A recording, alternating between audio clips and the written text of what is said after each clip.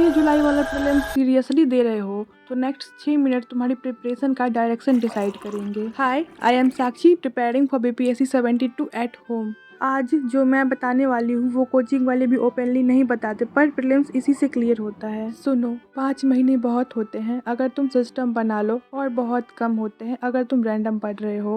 Prelims knowledge का exam नहीं है, ये रिपीट प्लस रिकॉल का एग्जाम है। जो 3 बार रिवाइज करता है वो एक बार पढ़ने वाले से जीत जाता है। यहाँ मैं करंट अफेयर की क्लास एसके सर से कर रही हूँ, जो हर सुबह 7 बजे यूट्यूब पे होती है। प्रीलिम्स में करंट अफेयर का पोर्शन बहुत ज्यादा होता है, सबसे ज्यादा टाइम कंज्यूमिंग भी करंट अफेयर्स ही है। चलिए बात करते हैं करंट अफेयर के रिसोर्सेज की। न्यूज़पेपर दैनिक जागरण, जनसत्ता या हिंदुस्तान, एक यूट्यूब चैनल एड्यूटेरिया या केजीएस बीपीएससी, और खुद के हैंड रिटन नोट्स। कोई पीडीएफ नहीं, क्योंकि ई पीडीएफ और ई सिलेक्शन। सच बताऊं, एस्पिरेंट में डिफरेंस इंटेलिजेंस का नहीं होता, डिफरेंट डिसिप्लिन का होता है। लगभग 1 घंटे में मेरी करंट अफेयर की क्लासेस खत्म हुई। उसके बाद मैंने खुद को रिफ्रेश किया और स्टार्ट करूंगी मैं अपना नेक्स्ट स्टडी स्लॉट, जिसमें मैं करूंगी biology by Sumit Shukla sir. जब बारी साइंस की हो तो प्रीलिम्स में इसे इग्नोर करना बहुत बड़ी बेवकूफ़ी होगी। साइंस के लिए तुम्हें बस 6 to 10th की एनसीईआरटी करनी है, और बायोलॉजी की क्लास 12th की बुक ले आओ। उसमें ह्यूमन रिलेटेड बहुत इंपॉर्टेंट टॉपिक और चैप्टर्स है, तो वो करना बहुत ही ज़रूरी है। सुमित शुक्ला सर का सेंस ऑफ ह्यूमर कमाल का है। पता है, पूरी क्लास में वो इतना हंसाए है ना फर्स्ट लेक्चर में, और मैंने जब उनका सेकेंड और थर्ड लेक्चर लिया, बाप रे बाप, लग ही नहीं रहा था वो वही इंसान है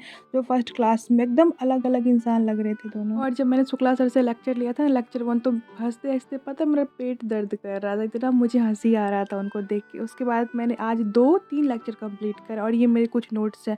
आप लोग बोलते हो नोट्स, तो मेरे पास टेलीग्राम चैनल है नहीं तो मैं आपको नोट्स प्रोवाइड करवा देती हूँ। फिलहाल आप मेरा नोट्स देखो, और अगर आपको कोई कमी लगे तो यू कैन कॉमेंट बिलो कि दीदी ये कमी थी, तो मैं सुधार लूँगी। अप्रॉक्स 5 घंटे लगे मुझे 3 लेक्चर कंप्लीट करने में, और मैं इतना ज़्यादा एग्जॉस्ट हो चुकी थी। मैंने बस हल्का सा पोहा खाया और स्टार्ट करूँगी मैं अपना नेक्स्ट स्टडी स्लॉट। पता है, जैसे जैसे प्रीलिम्स पास आ रहा है मेरी भूख ही मरती जा रही है, मुझे भूख ही नहीं लग रही है। यहाँ मैं बायो की पीवाईक्यू सॉल्व कर रही हूँ। ऑल तो आज बैच में भी बायो की टेस्ट होने वाली, पता नहीं मेरा क्या हाल होगा। और सुमित सर बोल रहे थे बीपीएससी का पीवाईक्यू तो लेना ही है, साथ में यूपीएससी का भी पीवाईक्यू लेना है। और आपको तो पता ही है मैं इतनी स्मार्ट बच्चा हूँ, मैंने पहले से दिशा पब्लिकेशन की यूपीएससी की बुक भी लेके रखी है।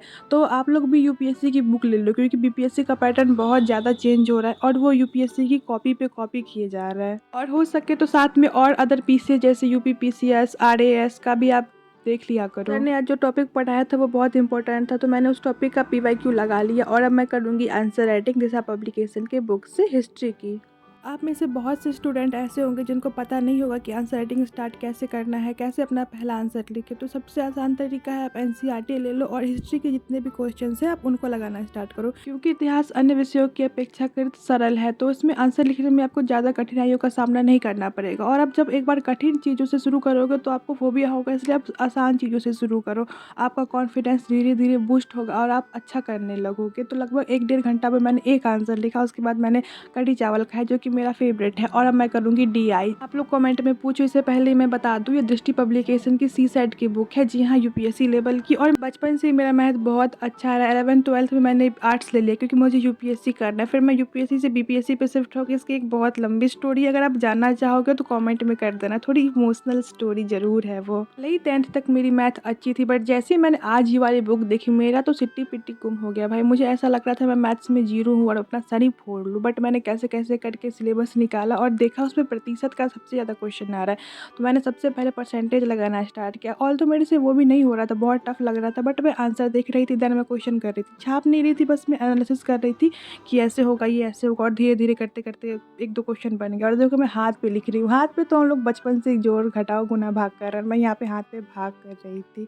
और लगभग मैंने 3 क्वेश्चन बनाए, जिसमें 2 सही हुआ और 1 गलत हुआ। मेरी आप लोगों से गुजारिश है, कृपया करके बीपीएससी का पीवाईक्यू का बुक ना ले, दृष्टि पब्लिकेशन की सीसेट की जो बुक आती है अब वो ले। सीसेट करने के बाद मैं एनसीईआरटी बायोलॉजी का बुक पढ़ूंगी, क्योंकि सर ने बोला है आज वो बैच में टेस्ट लेने वाले हैं। और पता है मेरे पास एनसीईआरटी की बुक्स भी है, वो मैं उस वाले विंडो पे ढूंढ रही थी, वहाँ पे मेरा बुक रखा हुआ नहीं। तो एक तो बीपीएससी की प्रिपरेशन में अलग ही झंझट है भाई साहब, इतना ज़्यादा बुक हो जाता है, एक उस विंडो पर रखा है, एक उस विंडो पर रखा है। तो मैं सोच रही हूँ बुक ऑर्गेनाइजर भी मंगा लूँ। क्या लड़कियों का समाज मुझे स्वीकृति दे पाएगा, क्योंकि मैं एक ऐसी लड़की हूँ जिसके पास कपड़ों से ज़्यादा किताब है भाई साहब। इतनी ज़्यादा बुक्स हो चुकी है, मेरे पूरे रूम में बुक फैली हुई है और कपड़े मेरे पास हैं। लोगों ने एनसीईआरटी की बुक खरीदी, मैं बोलूँगी आप लोग पहले 6th-7th की बुक लिया, उसके बाद से बुक लेना, क्योंकि मैंने एनसीईआरटी का कोर्स लिया था इसलिए मेरे पास बुक उपलब्ध थी। देखो आप लोगों से गुजारिश है, आपके जितने भी दोस्त हैं जो बीपीएससी की प्रिपरेशन कर रहे हैं और खान ग्लोबल से जुड़े हैं या फिर सेल्फ स्टडी कर रहे हैं, आप लोग प्लीज़ मेरा चैनल उन तक शेयर करें, क्योंकि उससे उनकी भी हेल्प हो जाएगी और मेरे चैनल को भी ज़्यादा रीच मिलेगी, तो मैं और ज़्यादा अच्छे वीडियोज़ बना पाऊँगी, क्योंकि मोटिवेशन की ज़रूरत तो हर किसी को होती है।